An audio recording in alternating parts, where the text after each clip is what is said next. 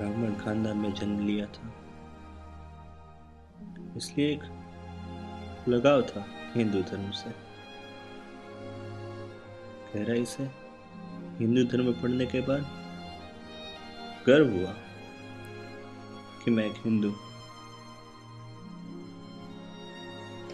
जात पात तकियानुसी चीजों के खिलाफ मैं सदा लड़ता आया हूँ, चाहे वो कोई भी धर्म क्यों ना हो। दादा भाई, विवेकानंद, गोखले, इन सबको मैंने खूब गहराई से पढ़ा, लेकिन यदि किसी को सबसे ज्यादा गहराई से पढ़ा तो वो गांधी थे। बचपन से एक ही चीज सीखी थी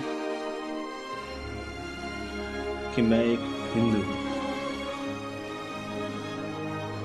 एक ही चीज सीखी थी,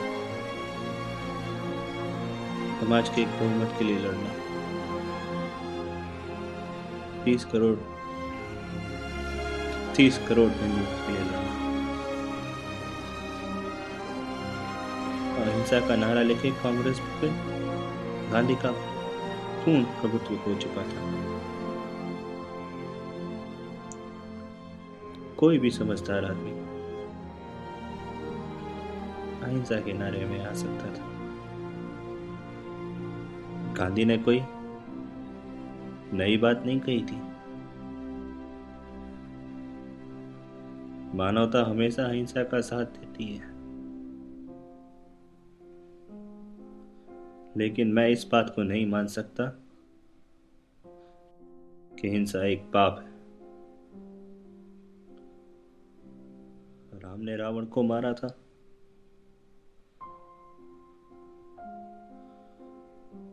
कृष्ण ने कंस को मारा था। महाभारत में हिंसा हुई थी अत्याचार के खिलाफ,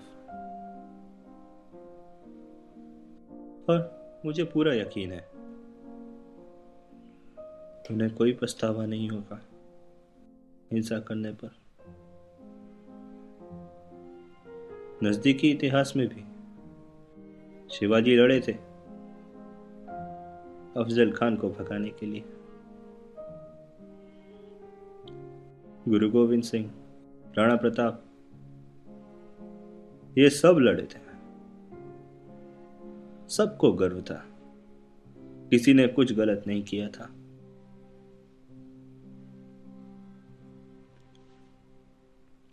लेकिन नहीं, गांधी के लिए तो हिंसा एक पाप थी। गांधी अहिंसा के प्रति इतने रूढ़िवादी हो गए थे कि जाने अनजाने में वो अहिंसा से हिंसा करते थे। देश पर आने वाली तमाम विपदाओं के लिए गांधी जिम्मेदार थे। गांधी ही जिम्मेदार थे। पिछले 32 सालों से गांधी ने मुसलमानों का ही साथ दिया। नहीं देखा गया मुझसे। सोच लिया मैंने, जाना होगा उनको। उनकी एक बात ना मानी जाती तो वो अनशन करते थे। पूरा कांग्रेस, पूरा भारत झुक जाता था। पूरा हिंदुस्तान झुक जाता था जब वो अनशन करते थे।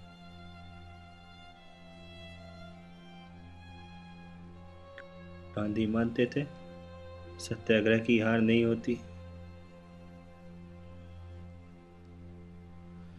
सत्याग्रह कब शुरू करना है, सत्याग्रह कब खत्म करना है, ये भी सिर्फ वही जानते थे।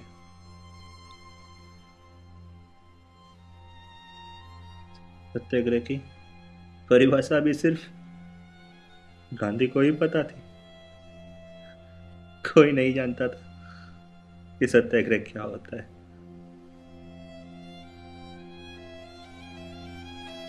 कोई गांधी के खिलाफ नहीं जाता था, कोई नहीं। गांधी खुद ही न्यायाधीश थे और खुद ही न्यायालय थे। देश पर आने वाली तमाम विपदाओं के लिए गांधी अकेले जिम्मेदार थे। सिर्फ गांधी जिम्मेदार थे। अनशन उनका बहुत बड़ा हथियार था, बहुत बड़ा।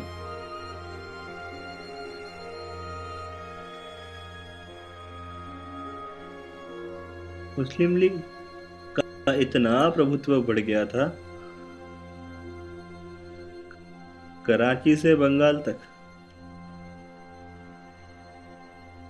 लाखों हिंदू मारे जा रहे थे। गांधी कभी उनके लिए अनशन पर नहीं बैठे,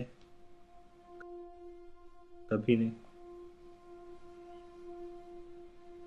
कैसे भूलूं मैं जब उन कुछ शरणार्थियों के लिए गांधी अनशन पर बैठ गए थे, जब दिल्ली की मस्जिद में शरण लिए थे।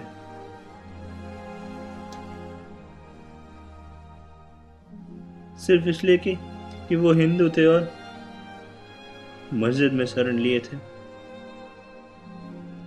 गांधी कभी हिंदुओं के लिए अनशन पर नहीं बैठे। कैसे भूलूं मैं। गांधी खुद जानते थे कि हिंदी हमारी राष्ट्रभाषा है। वो खुद प्रचार करते थे। मुसलमानों को मंजूर नहीं था, विरोध किया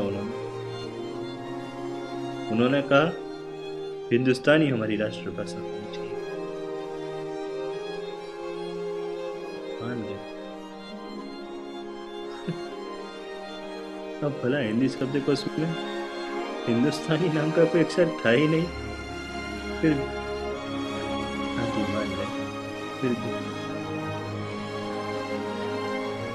गांधी जानते थे कि वो गलत कर रहे हैं, बार बार हिंदुओं के साथ गलत कर रहे हैं। नहीं देखा जाता था मुझसे।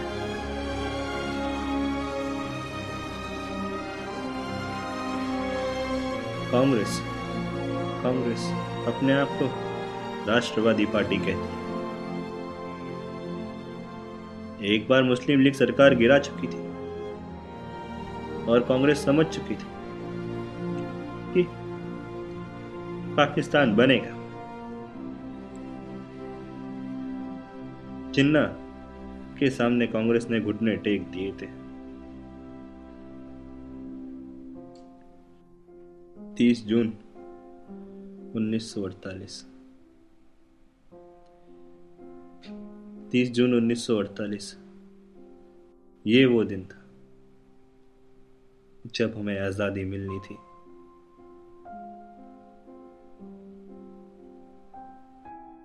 लेकिन 10 महीने पहले 10 महीने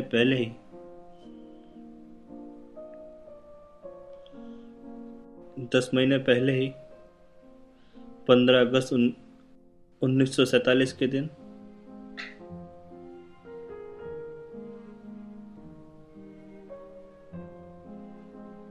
मेरे देश के 1/3 हिस्से को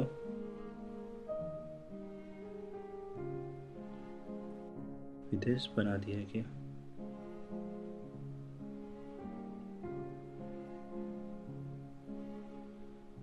नहीं देखा गया मुझसे, नहीं देखा गया। और sir Lord viceroy Mountbatten Congress के लिए सबसे महान वाइसरॉय बन गए। देश को 1/3 हिस्से में बांटने के बाद वो उन्हें सबसे महान वाइसरॉय कहते हैं। नहीं देखा क्या उससे।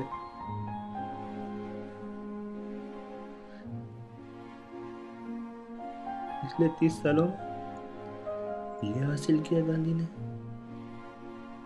बांट दिया देश को। नेहरू के सामने दस्तखत हुए गांधी जिम्मेदार थे देश के बंटवारे के लिए। गांधी जिम्मेदार थे देश के बंटवारे के लिए।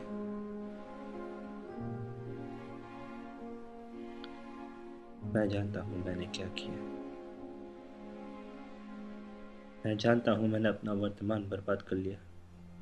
मैं जानता हूं भविष्य भी मैंने बर्बाद कर लिया। भविष्य में भी लोग मुझे गालियां देंगे। मुझ पे कोई रहम नहीं करो। मुझे कोई गिला नहीं, कोई अफसोस नहीं, क्योंकि मेरे को इतना पता है गांधी मेरे देश के राष्ट्रपिता है ही नहीं। उन्होंने पाकिस्तान को जन्म दिया। वो पाकिस्तान के राष्ट्रपिता है। और कोई शख्सियत, कोई भी शख्सियत, चाहे वो गांधी ही क्यों ना हो, मुल्क से बड़ी नहीं हो सकती। नहीं हो सकती। नहीं हो सकती।